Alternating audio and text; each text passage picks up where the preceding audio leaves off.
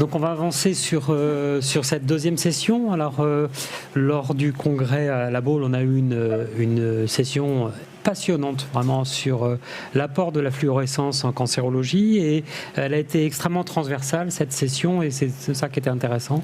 Et donc Henri Azaïs, qui est à la Pitié-Salpêtrière, a débuté cette session en nous présentant les grands principes de la fluorescence, en particulier l'apport de ces techniques de fluorescence, puisque on sait tous que les techniques d'imagerie péropératoire sont difficiles à mettre en place.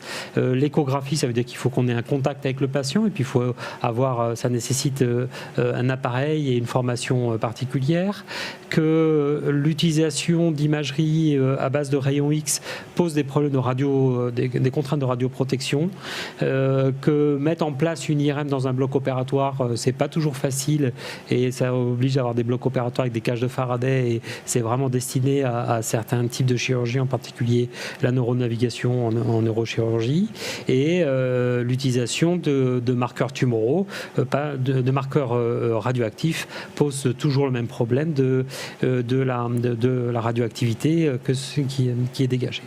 Donc on a à notre disposition différents marqueurs fluorescents qui sont en gros de deux grandes familles. On va parler essentiellement du verdindocyanine, qui est très utilisé en ophtalmologie depuis maintenant près de 40 ans, et donc qui lui est un marqueur indirect de la présence de cellules tumorales, puisque c'est un marqueur de la vascularisation.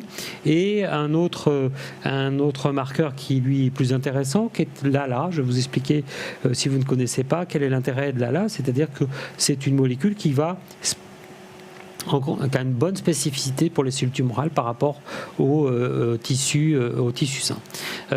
Donc pour avoir de la fluorescence, il faut bien sûr pouvoir voir en lumière blanche, mais également avoir une source de lumière adaptée. Donc c'est souvent une source de lumière qu'utilise soit un laser, soit des LED, dont le but du jeu est d'aller exciter le fluorophore, et l'image sera captée par une caméra, et donc ça nécessite un équipement avec une caméra et un écran pour voir cette fluorescence. Alors je n'ai pas mis dans les diapositives qui suivent tous les systèmes qui existent, puisqu'il nous a tous listés. J'ai juste gardé deux indications qui sont intéressantes. La première, c'est l'utilisation du verdindocyanine, qui représente en cancérologie une révolution en termes de détection, en particulier de ganglions sentinelles, puisque ça va nous permettre de nous affranchir du bleu, qui est un médicament qui pose des problèmes autant sur la coloration des tissus, mais également sur le risque allergique,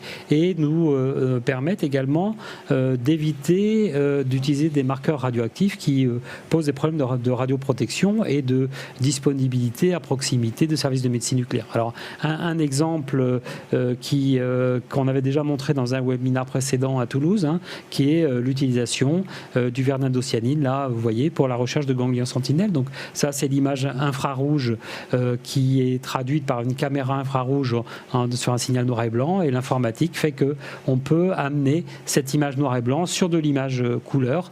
Là, c'est des images en 4K, et qui permettent vraiment de simplifier énormément la détection, et qui permettent d'augmenter le taux de détection de ces ganglions sentinelles.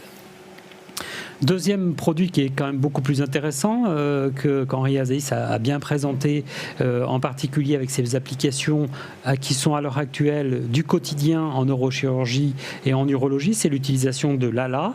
Alors il s'appelle le Gliolan ou l'Exvix en fonction de la spécialité concernée. Juste pour vous rappeler, les cellules tumorales, on va reprendre le cycle de Lem, on était en première année de médecine, donc on s'en souvient comme si c'était hier.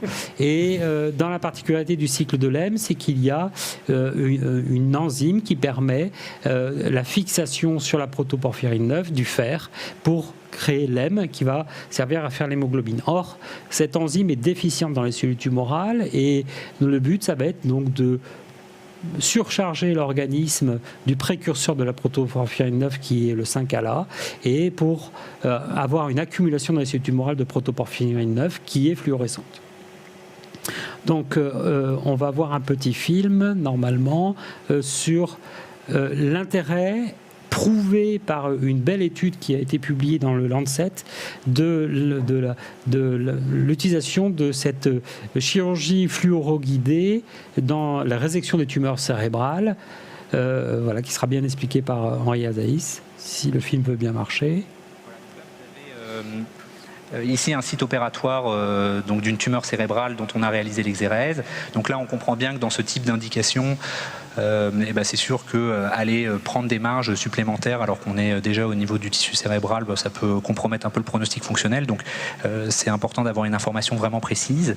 Et donc la question, à ce moment-là, on peut passer donc en lumière bleue. Et donc on constate en lumière bleue que il reste un petit peu de tissu fluorescent et on s'attend à ce que le tissu fluorescent, comme je vous l'ai expliqué, il produise de la protoporphyrine 9, donc ça veut dire que c'est un tissu à métabolisme plutôt accéléré, donc qui pourrait être probablement tumoral. Et donc on reprend la résection vraiment sur les zones qui sont roses pour aboutir à la fin à quelque chose de plus satisfaisant avec le sentiment qu'on a vraiment amélioré la qualité de la résection chirurgicale. Cet élément est important puisque, donc, je vous ai dit, ça fait l'objet d'une publication dans le Lancet et qui a permis d'obtenir l'autorisation de mise sur le marché de Gliolan qui est à l'heure actuelle utilisé au quotidien par les neurochirurgiens. Deuxième application, c'est d'utiliser le 5-ALA dans la vessie. Alors, ce sont des photos que m'a prêté Bernard Malavo qui travaille à Toulouse. Une des problématiques du cancer de vessie, c'est de voir le carcinome in situ. Et quand on est en lumière blanche, on voit du rose sur du rose, donc c'est assez difficile. Et quand on utilise l'ex-fix, on va voir de façon parfaite des plages de carcinome in situ. Et il a décrit dans la littérature la totalité des concordances entre ce que l'on voit en lumière blanche, ce que l'on voit en fluorescence et l'anatomopathologie. Et dans des grandes séries randomisées, il a été montré que le fait de voir ce carcinome in situ avec de la fluorescence, on diminue de 40%. On augmente de 40% le taux de détection de carcinome in situ et on réduit fortement le taux de récidive en carcinome in situ. C'est un élément important quand on sait que ce sont des patients qui sont réséqués, re-réséqués et ce sont des patients qui ont des interventions multiples. Et si on arrive à diminuer le nombre d'interventions pour les patients, c'est quand même très intéressant.